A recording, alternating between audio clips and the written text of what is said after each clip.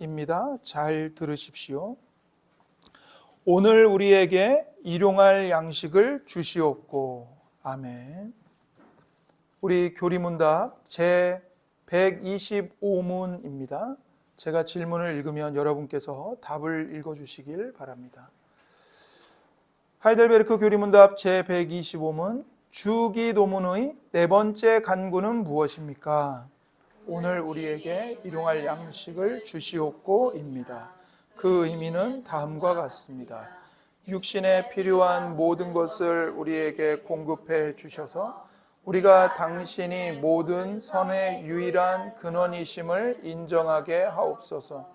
그리고 우리의 걱정이나 노고는 물론이고 당신의 선물조차도 당신의 축복 없이는 우리에게 어떤 유익도 되지 않게 하옵소서. 그럼으로써 우리가 모든 피조물에 대한 우리의 신뢰를 거두어 오직 당신께만 두게 하옵소서. 우리가 교리문답을 통해서 지금 계속 주님께서 가르쳐 주신 주 기도를 배우고 있는데요. 주 기도는 6개의 간구가 나옵니다. 그 6개의 간구 가운데 앞에 3가지는 하나님의 이름과 하나님의 나라와 하나님의 뜻을 구하는 기도입니다. 교리문답 제 122문부터 124문이 이 3가지 간구를 우리에게 가르쳐 주고 있습니다. 이제 125문부터 127문은 이제 뒤에 있는 나머지 3가지 간구들을 우리에게 가르쳐 줍니다. 뒤에 3가지 간구는 우리에게 필요한 양식과 우리에게 필요한 죄사함과 구원을 구하는 것입니다. 자, 우리 이제 4번째 간구를 우리가 함께 보려고 하는데요. 자, 주님의 기도의 4번째 간구는 무엇이냐면 오늘 우리에게 일용할 양식을 주시옵고입니다. 그렇죠? 그리고 이제 교리문답이 하나씩 그 의미가 다음과 같습니다 라고 이렇게 우리에게 가르쳐주고 있는데 125문답에서 첫 번째로 가르쳐주는 의미는 육신에 필요한 모든 것을 우리에게 공급해 주셔서 이렇게 말합니다. 육신에 필요한 모든 것을 우리에게 공급해 주십시오. 이렇게 기도하는 것이죠. 그래서 우리가 이 땅에 살면서 필요한 것들이 있습니다. 그래서 사람은 하나님과는 달리 이 영이 아니라 이 몸, 육신을 가진 존재이기 때문에 이 육신을 보존하기 위해서는 여러 가지가 필요합니다. 우리가 복음서를 보면 예수님께서도 사람이 되셨잖아요. 사람으로 동정녀 마리아의 태 속에서 갓난아기로 태어나셔서 사람으로 성장하시고 사셨는데 예수님도 우리와 같은 사람, 우리와 같은 몸을 가지셨기 때문에 배고픔을 느끼시고 피곤해 하셨습니다. 그래서 예수님도 때를 따라서 식사를 하셔야만 했고 주무셔야만 했어요. 그렇지 않으면 예수님의 몸도 살 수가 없는 거죠. 또 예수님은 제자들과 함께 배를 타고 갈릴리 호수를 지나가실 때 광풍이 불어서 배가 물이 가득하게 되고 배가 뒤집힐 위기에 처하자 예수님께서는 바람과 물결을 꾸짖으시고 바다를 잔잔하게 하셔서 제자들의 안전을 지켜주셨습니다. 이처럼 육신을 가진 사람은요, 먹을 것이 필요하고요, 입을 옷이 필요하고 잠을 잘 수 있는 곳이 필요하고 또 안전한 것이 필요합니다. 그렇죠? 그뿐 아니라 사람이 성장해감에 따라서 학교 입학도 해야 되고 공부도 해야 되고 친구도 사귀어야 되고 취업도 해야 되고 결혼하고 자녀를 낳고 뭐 이사도 하고 여행도 하고 여러 가지 취미생활도 하고 다 이런 것들이 쓸데없는 게 아니라 우리가 한 인간으로 살아가는데 다 필요한 이 요소들입니다. 물론 개인의 특성에 따라서 누구에게 필요한 것은 누구에게 안 필요할 수도 있어요. 그러나 어찌됐건 우리에게는 이런 다양한 것들이 우리에게 필요하다는 사실을 인정을 하죠. 그래서 그 모든 것을 누가 공급해 주시는가? 하나님 아버지께서 공급해 주시고 우리를 보살펴 주신다. 이것을 우리가 믿고 고백하면서 하나님 아버지께 오늘 우리에게 일용할 양식을 주세요라고 기도하는 거예요. 그러니까 여기에는 내 입에 들어가는 밥만 달라고 하는 게 아니라 내 몸에 필요한 것, 내 정서에 필요한 것, 내 인격, 내 신앙, 내 영혼, 모든 것에, 내 존재의 모든 것에 필요한 게 있고, 그 모든 필요한 선한 것은 하나님 아버지께서 주십니다. 하나님은 선하신 아버지십니다. 그러니 하나님, 저에게 일용할 양식을 공급해 주세요. 이렇게 간구를 하는 겁니다. 그런데 이제 우리가 그런 우리에게 필요한 것들을 하나님께 간구하라고 할 때 우리가 그 필요한 것의 목록을 다 세세하게 다 적어놓고 그것을 일일이 다 길게 나열하면서 하나님께 기도할 필요는 없습니다. 이게 뭐냐면 예수님이 우리에게 구하기 전에, 그러니까 기도하기 전에 가장 먼저 뭘 말씀하셨다고 하셨죠? 너희에게 그 모든 것이 있어야 할 것을 너희 아버지께서 아신다라고 말씀하셨잖아요. 그래서 하나님이 아시기 때문에 우리는, 하나님의 자녀들은 이방인처럼 중언부언할 필요가 없다는 거예요. 그렇게 하지 말라는 거예요. 그래서 이방인들은 자기가 말을 많이 해야 신이 들을 거야. 내가 지극정성을 다 바쳐야 신이 들을 거야. 이렇게 생각하지만 우리의 아버지이신 하나님은 우리 자녀들의 필요를 다 아세요. 때를 따라 알맞게 필요한 만큼 공급해 주십니다. 왜요? 우리를 사랑하시기 때문에 그렇죠. 우리의 아버지시기 때문에 그렇죠. 그래서 우리는 기도를 통해서 하나님이 우리의 아버지십니다. 이걸 고백하고 인정하는 거예요. 그리고 하나님의 뜻에 맞추어서 우리에게 필요한 것들을 구하는 것입니다.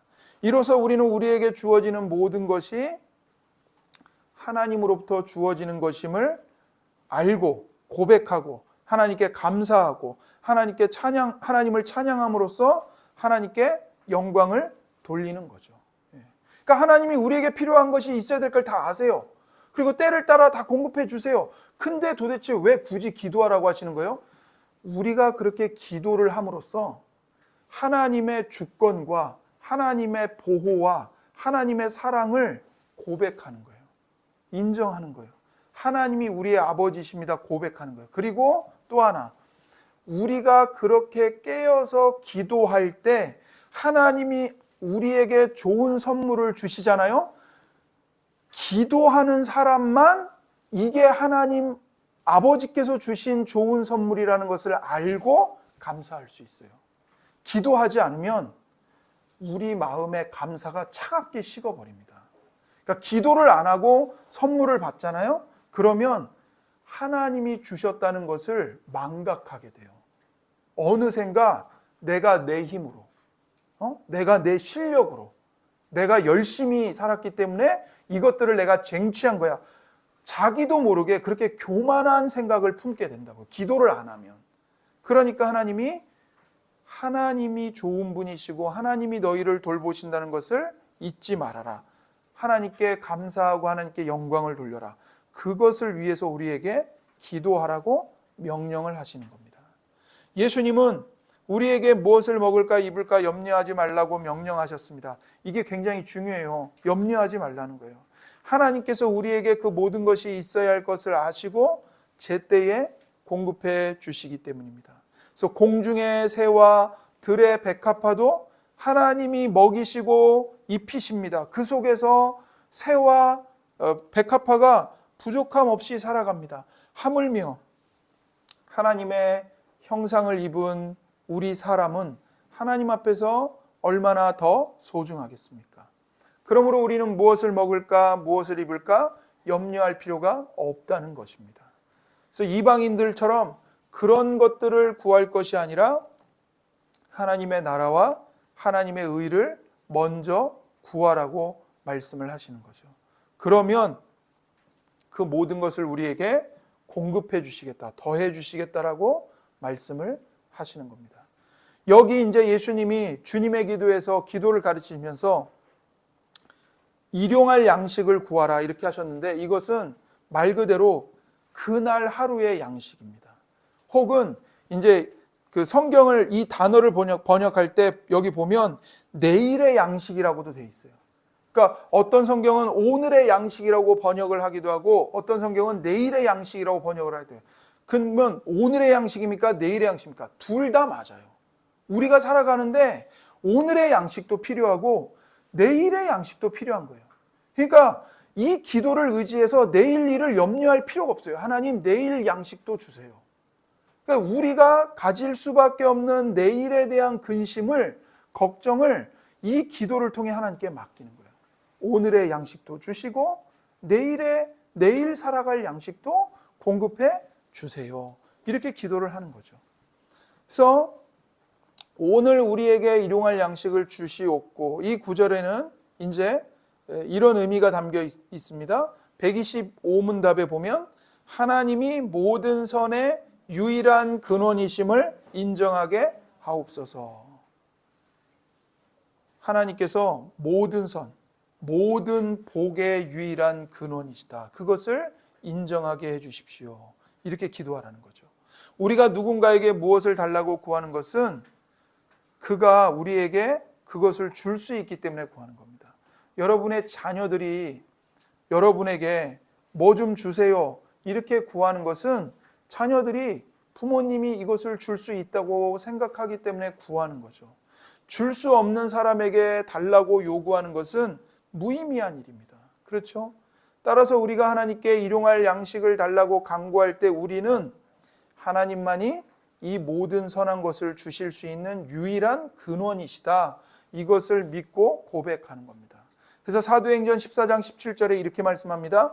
그러나 자기를 증언하지 아니하신 것이 아니니 곧 여러분에게 하늘로부터 비를 내리시며 결실기를 주시는 선한 일을 하사 음식과 기쁨으로 여러분의 마음에 만족하게 하셨느니라 하고, 여기 보면 하나님께서 모든 사람에게 하늘로부터 비를 내리셨고 결실기, 그러니까 곡식을 추수할 때가 되면 그 추수할 곡식을 주셨다는 거죠.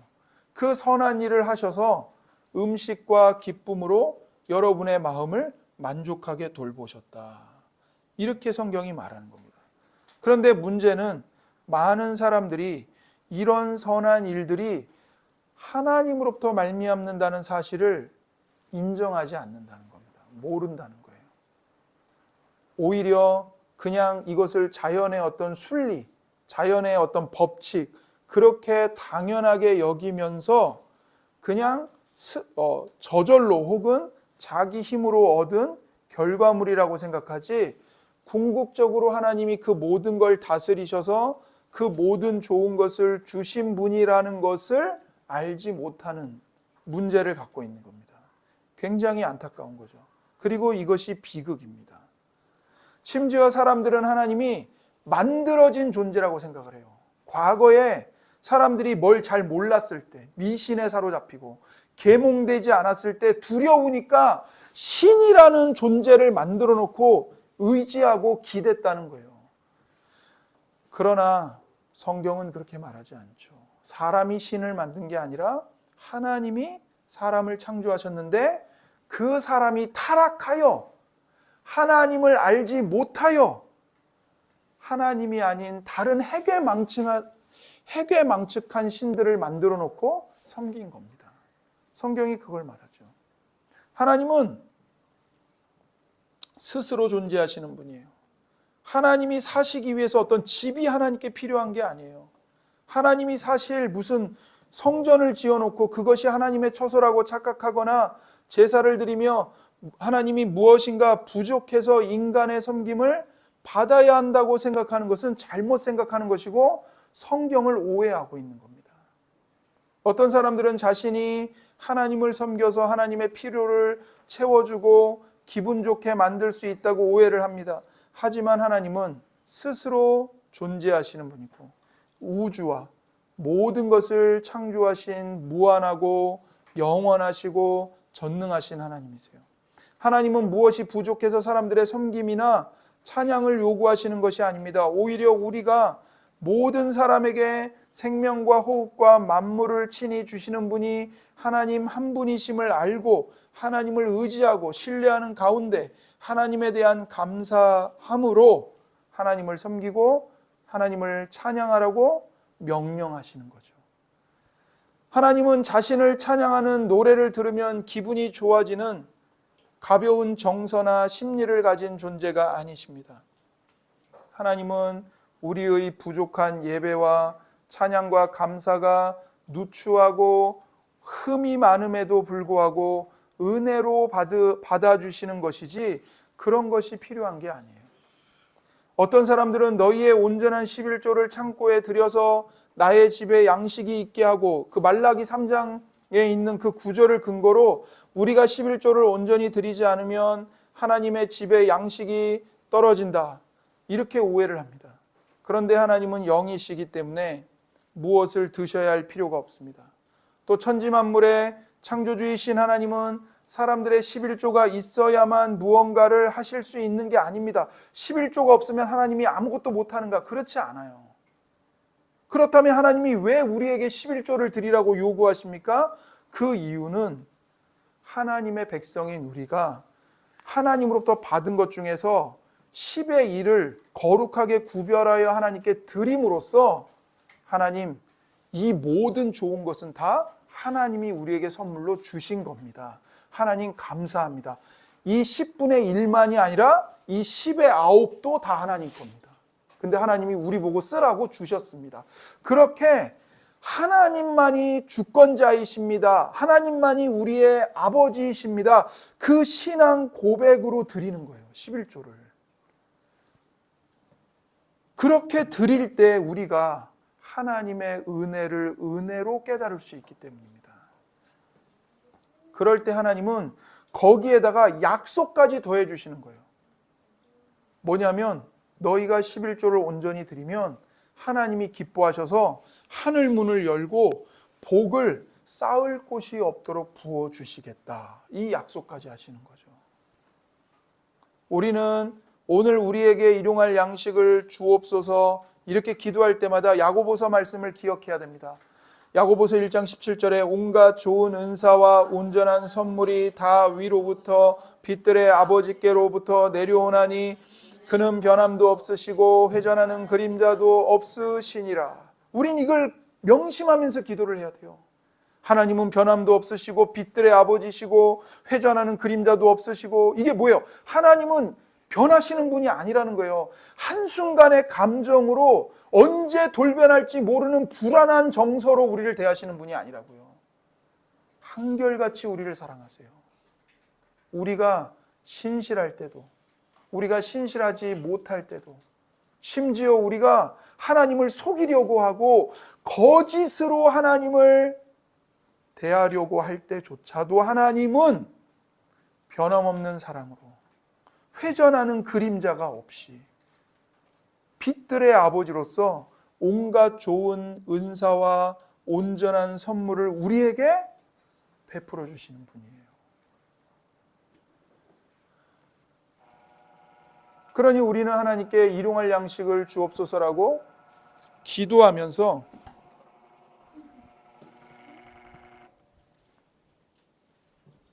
일용할 양식을 주옵소서라고 기도하면서 하나님 아버지께서 이렇게 좋은 분이시다, 이것을, 이 야고보서 1장 17절 말씀을 기억하면서 기도를 해야 합니다. 우리가 하나님으로부터 받지 못한 것이 있다면 정욕으로 쓰려고 잘못 구한 것은 아닌지, 혹은 아직 받을 때가 안 된 것은 아닌지, 혹은 하나님께서 더 좋은 것으로 바꿔서 주시려고 하시는 것은 아닌지, 이것들을 생각을 해야 하는 것이죠. 하나님이 나를 미워하셔, 나를 싫어하셔, 그렇게 생각하면 안 되고, 하나님은 나를 변함없이 용서해 주시고 사랑해 주신다. 하나님은 모든 선의 유일한 근원이시다. 그렇게 생각하면서 소망을 가지고 하나님께 나아가 기도해야 하는 것입니다. 자, 125문답을 또 보면요, 우리의 걱정이나 노고는 물론이고 당신의 선물조차도 당신의 복이 없이는 우리에게 어떤 유익도 되지 않게 하옵소서. 이렇게 기도하라고 가르치신다는 거예요. 여러분, 시편 127편 1절과 2절에 보시면 여호와께서 집을 세우지 아니하시면 수고가 헛되며 여호와께서 성을 지키지 아니하시면 파수꾼에 깨어 있음이 헛되도다. 너희가 일찍이 일어나고 늦게 누우며 수고의 떡을 먹음이 헛되도다. 그러므로 여호와께서 그의 사랑하시는 자에게는 잠을 주시는도다. 우리가 익히 아는 말씀인데 하나님이 성을 지키지 아니하시면 파수꾼이 깨어 있는 게 헛됩니다. 우리가 아무리 일찍이 일어나고 늦게 누우며 수고할지라도 하나님이 함께 하시지 않으면 소득을 얻을 수가 없어요. 그러나 하나님이 함께 하시면 우리가 충분히 잠을 자고 일해도 그 수고가 절대로 헛되지 않습니다. 아무리 우리가 걱정하고 노력을 다해도 하나님이 복을 주시지 않으면 아무 유익이 없습니다. 집이나 직업, 건강이나 결혼, 자녀, 양육, 이 땅을 살아가는 것, 하나님이 이미 선물로 주신 것들도 하나님께서 복을 주시지 않으면 우리에게 다 무용지물이 되는 거예요. 그러니까 많은 사람들이 돈을 벌어놓고 그 돈이 자기에게 복이 아니라 해가 되는 경우가 많아요. 왜 그렇습니까? 하나님이 주신 복을 누려야 되는데, 하나님께 복을 구해야 되는데, 하나님께 복을 구하지 않고 재물 그 자체를 의지하거나 자기 지식을 의지하거나 자기 자신을 의지하기 때문에 분명 그 좋은 것은 하나님이 주신 선물이거든요. 근데 그 좋은 하나님의 선물을 받아놓고도 유익되게 쓰지를 못하는 거예요. 자신에게 해가 되도록 잘못 쓰는 거예요. 왜 그렇습니까? 하나님께 복을 구하지 않기 때문에 그렇습니다. 그래서 우리에게는 하나님의 복이 임해야 합니다. 이스라엘 백성이 광야에서 만나를 먹었죠. 이걸 생각해 보세요. 이스라엘 백성들은 만나가 처음 내렸을 때 경탄했습니다. 경이로운 눈으로 그 만나를 바라보며 놀랐어요. 어떻게 이런 이적이 일어날 수 있단 말인가.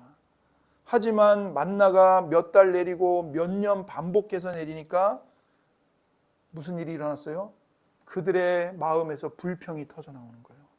민수기 11장 4절 6절 그들 중에 섞여 사는 다른 인종들이 탐욕을 품음에 이스라엘 자손도 다시 울며 이르되 누가 우리에게 고기를 주어 먹게 하랴. 우리가 애굽에 있을 때에는 값없이 생선과 오이와 참외와 부추와 파와 마늘들을 먹은 것이 생각나거늘 이제는 우리의 기력이 다하여 이 만나 외에는 보이는 것이 아무것도 없도다 하니. 보세요. 처음에는 너무나도 신비롭고 너무나도 굉장하고 너무나도 경이로운 하나님의 이적이었어요.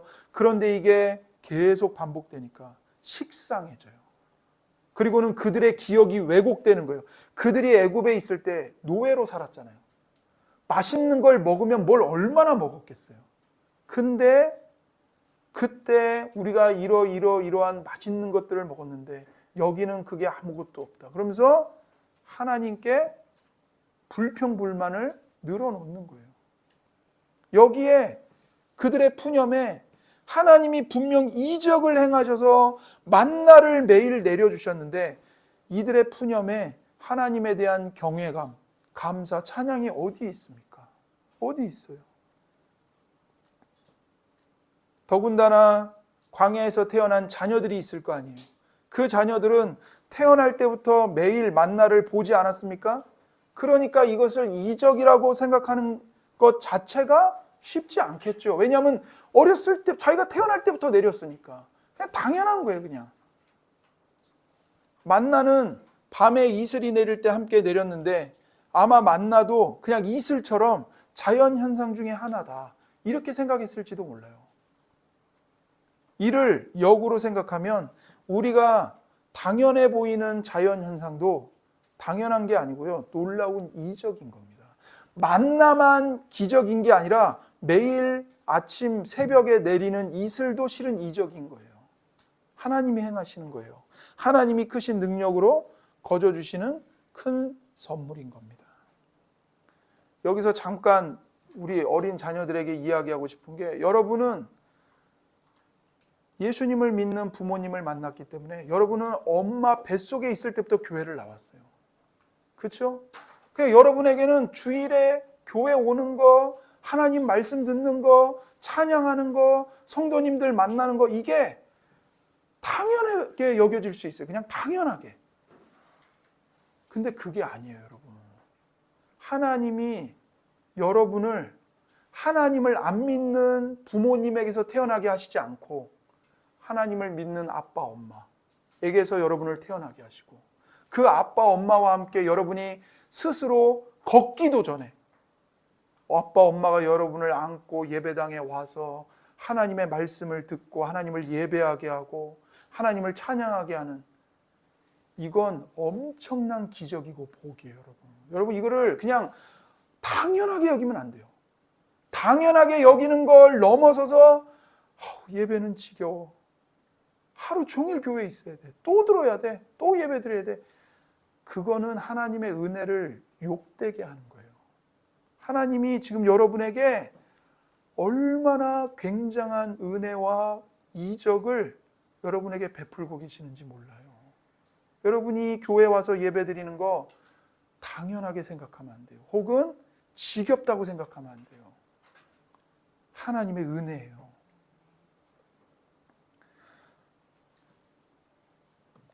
자, 신명기 8장 3절에서 6절을 보겠습니다. 너를 낮추시며 너를 줄이게 하시며 또 너도 알지 못하며 내 조상들도 알지 못하던 만나를 내게 먹이신 것은 사람이 떡으로만 사는 것이 아니요 여호와의 입에서 나오는 모든 말씀으로 사는 줄을 내가 알게 하려 하심이니라.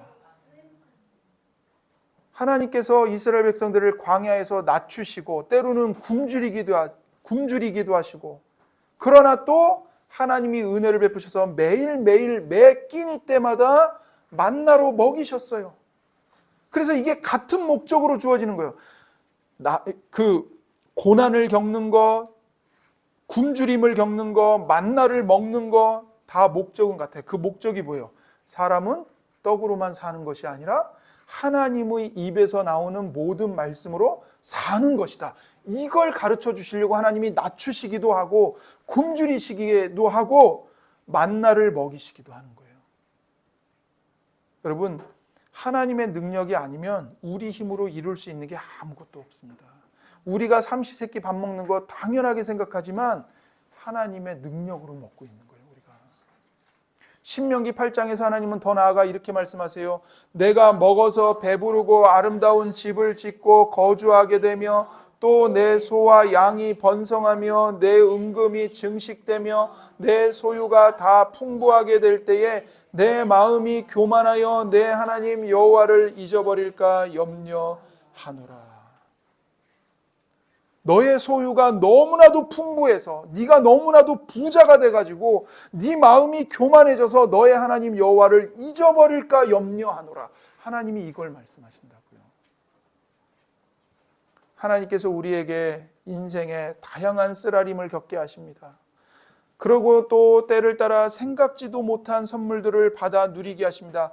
그러니까 때로는 슬픈 것도 주시고 때로는 기쁜 것도 주세요. 이건 다 우리를 낮추시고 시험하시고 그래서 마침내 우리에게 복을 주려고 하시는 겁니다. 우리는 우리 능력과 우리 손으로 무엇을 얻었다고 말해서는 안 돼요. 우리에게 재물을 얻을 능력을 주시는 분도 오직 하나님 한 분이십니다. 그래서 우리는 하나님만을 의지해서 선을 행해야 하고 땅에 머무는 동안에 하나님의 성실하심을 먹을거리로 삼아야 되는 거예요. 하나님의 성실하심을 의지하여 살아야 되는 거예요. 자, 125문답은 또 말합니다. 우리가 모든 피조물에 대한 우리의 신뢰를 거두어 오직 당신께만 두게 하옵소서. 우리가 이 땅을 살아가다 보면 다른 피조물들을 의지하려고 할 때가 많아요. 우리 눈에 돈의 힘이 너무 막강하니까 자꾸 돈을 의지해요. 돈을 신뢰해요. 또는 주변에 나를 도와줄 인맥이 누가 없을까? 자꾸 그런 사람을 옆에 두려고 해요. 그 사람 옆에 있으려고 해요. 그러나 주님께서는 주님의 기도를 우리에게 가르쳐 주셔서 그런 피조물에 대한 우리의 신뢰를 거두고 오직 하나님 아버지만 의지하게 하옵소서. 그렇게 기도하라고 가르쳐 주시는 거예요.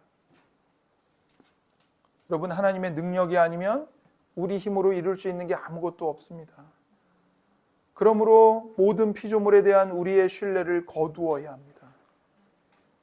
아무리 큰 영향력을 가진 사람이라도 의지하지 말아야 합니다.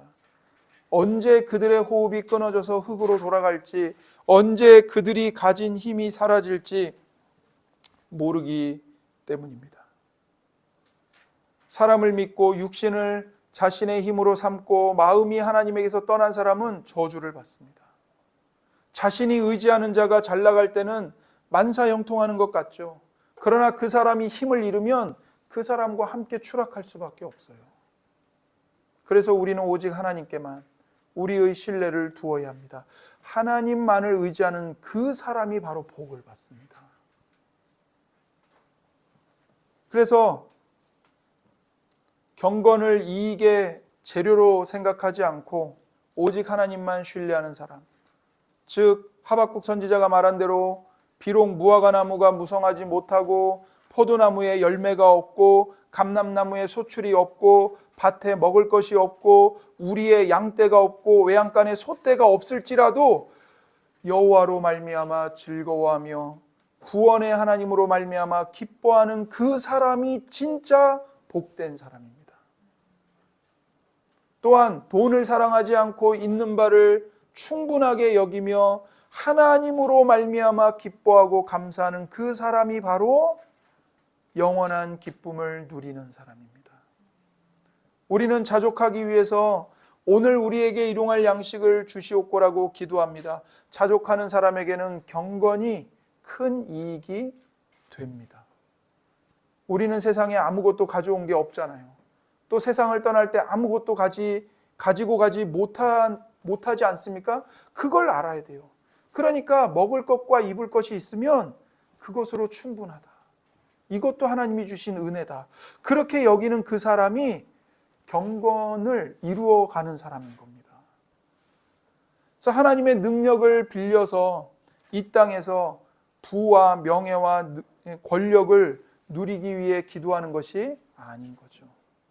우리는 인생을 사는 동안 어떤 형편에 처하든 자족하는 법을 배워야 합니다. 사도 바울처럼 비천에도 처할 줄 알고 풍부에도 처할 줄 알고 배부름과 배고픔, 풍부와 궁핍의 상황에서도 흔들리지 않는 일체의 비결을 배워야 하는 것입니다. 하나님이 우리에게 능력을 주시고 우리를 돌보고 계십니다. 우리가 주님 안에서 모든 걸 감당할 수 있고 경건하게 살아갈 수 있습니다. 그러니까 오늘 우리에게 일용할 양식을 주시옵고, 이 기도는 이 모든 것이 이루어지기를 바라는 기도입니다. 경건은 생각 하나가 변한다고 되는 것이 아니고요. 인격 전체에서 가치관과 세계관이 바뀌어야 하는 문제입니다. 우리는 그 전체적인 변화만큼 깊고 넓게 기도할 수 있습니다. 자, 간혹가다 어떤 분들은 이 썩을 몸을 위해서 양식과 물질을 구하는 게 옳지 않다고 말하고 영적인 것만을 위해 기도해야 한다고 주장하는 분들이 계십니다. 그런데 정작 성경은요, 그런 금욕주의적인 가르침이 거짓된 것이라고 경고합니다. 디모데전서 4장 1절에서 5절 보세요. 그러나 성령이 밝히 말씀하시기를 후일에 어떤 사람들이 믿음에서 떠나 미혹하는 영과 귀신의 가르침을 따르리라 하셨으니 자기 양심이 화인을 맞아서 외식함으로 거짓말하는 자들이라. 혼인을 금하고 어떤 음식물은 먹지 말라고 할 터이나 음식물은 하나님이 지으신 바니 믿는 자들과 진리를 아는 자들이 감사함으로 받을 것이니라. 하나님께서 지으신 모든 것이 선함에 감사함으로 받으면 버릴 것이 없나니 하나님의 말씀과 기도로 거룩하여 짐이라. 말세에 이런 사람들이 일어날 거라는 거예요. 뭐냐면 몸을 위한 양식, 이 땅에서 물질을 사용하며 사는 것, 혼인하는 것, 음식 먹는 것, 이거 다 헛된 거다. 부정한 것이다. 그렇게 물질을 악하다고 가르치는 자들이 일어날 거라는 거예요.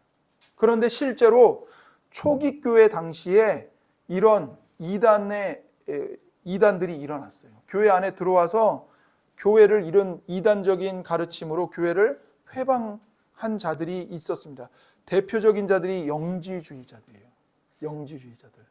이들은 세계관이 이원론적이에요. 어떻게 이원론적이냐면 영적인 세계와 물질 세계를 나눠요. 그래서 영적인 세계는 매우 선하고 거룩해요. 그러나 물질 세계는 매우 악하다고 본 거예요. 근데 이것이 성경에 가르치는 세계관이 아니에요. 여러분, 물질을 누가 창조하셨어요? 여호와 하나님이 창조하셨어요. 예수 그리스도의 아버지이신 하나님 아버지께서 모든 물질을 창조하셨어요. 모든 영을 창조하셨어요. 그런데 인간이 죄를 범하여 죄가 들어와 모든 걸 오염시킨 거죠. 물질 자체가 악한 게 아닌 거예요. 네. 그래서 기독교는 영적인 것만을 쫓는 금욕주의가 아닙니다. 금욕주의가 아니에요. 그건 이단들이 그렇게 하는 거예요. 혼인을 금하는 것, 그건 잘못된 겁니다. 그러니까 어떤 그 교회들은 성직자에게 결혼을 하지 못하게 강요하잖아요. 잘못된 거예요. 잘못된 거예요. 천주교에서 그렇게 하죠. 사제가 되려면 결혼을 하면 안 돼요.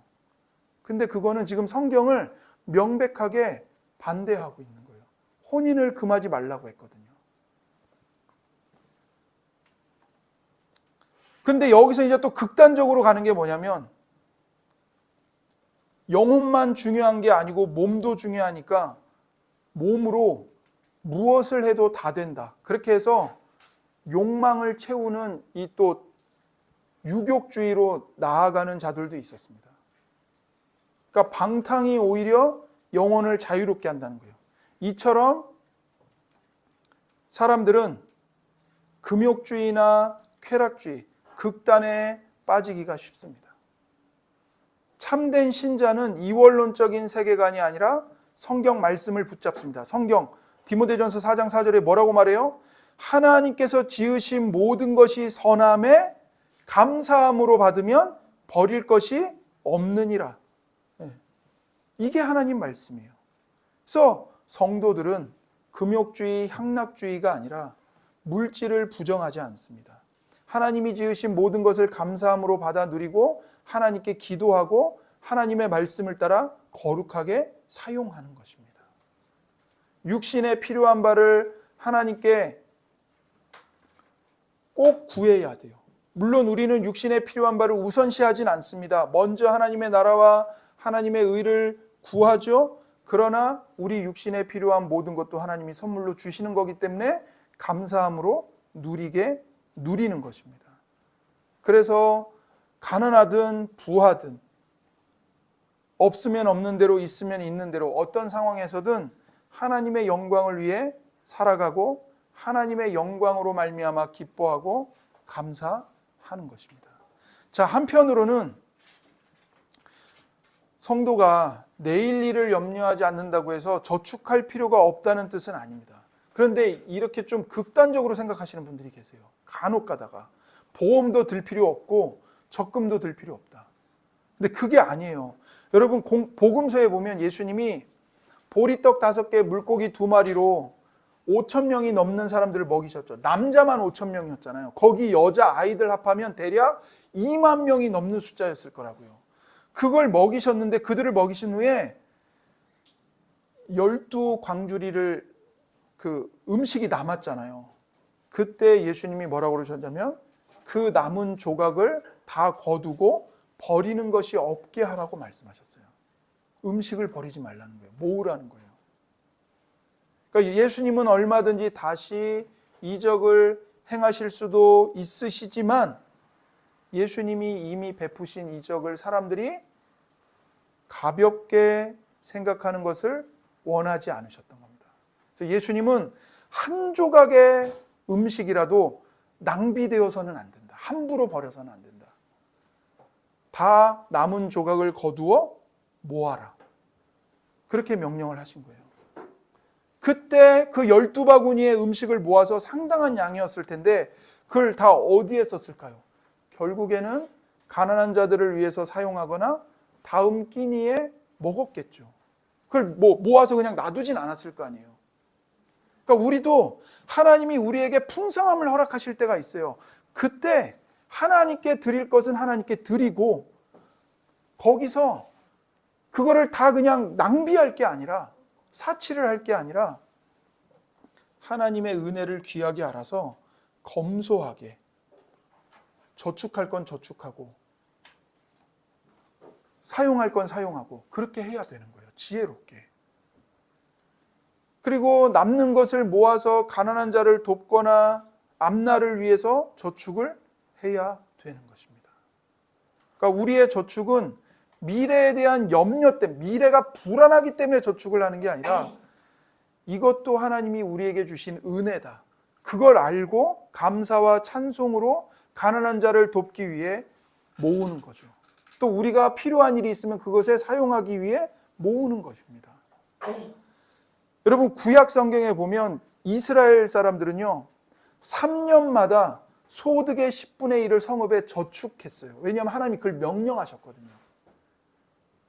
그래서 신명기 14장에 보면 3년마다 소득의 10분의 1을 성읍에 저축해서 레위인과 이방인, 고아와 과부들을 위해 사용하도록 명령하셨습니다. 다윗은 성전 건축을 위해 여러 재료들을 비축해 놓았죠. 어린아이가 부모를 위해 재물을 저축하는 것이 아니라 부모가 어린 아이를 위해서 저축하는 것이 마땅합니다. 이처럼 성도의 저축은 가난한 자를 돕거나 예배당 건축과 같은 큰 일을 감당하기 위해서 또 자녀를 잘 기르기 위해서 하는 것입니다. 성도는 저축을 해도 될 뿐 아니라 성실하게 저축해야 합니다. 다만 부자가 되려는 욕심이나 미래에 대한 불안을 이제 그 돈을 의지해서 해결하려고 하면 안 되는 거죠. 하나님을 의지하고 이 저축된 돈이 하나님 뜻에 어떻게 쓰일지 우리는 알지 못한다. 그러나 하나님이 쓰실 것이다. 그것을 믿고 저축을 하는 거예요. 그것도 하나님 것이니까 하나님 뜻대로 사용하게 해주세요. 그걸 바라고 저축을 하는 것입니다. 기도하겠습니다. 하나님 아버지 감사합니다. 주님께서 우리에게 주님의 기도로 오늘 우리에게 일용할 양식을 주시옵고라고 기도하라고 가르쳐 주셨습니다. 하나님께서 우리의 몸에 필요한 모든 것, 우리의 영혼에 필요한, 우리의 정서에 필요한 모든 것을 공급해 주셔서 감사합니다. 오직 하나님만이 모든 선의 유일한 근원이시고 아버지이십니다. 그러니 우리의 모든 걱정, 우리의 모든 수고를 하나님께 맡기게 해주시고 하나님이 주시는 모든 선물이 하나님의 복으로 말미암아 우리에게 유익이 되고 우리의 경건이 되게 하여 주옵소서. 그리하여 우리가 하나님이 아닌 다른 것을 절대로 신뢰하지 말게 하시고 오직 변함없이 우리를 사랑하시고 우리에게 좋은 것들을 주시는 선하신 아버지 하나님 한 분만 신뢰하고 의존하여 하나님 안에서 살아가게 하여 주옵소서. 감사하며 우리 구주 예수 그리스도의 이름으로 기도드립니다. 아멘.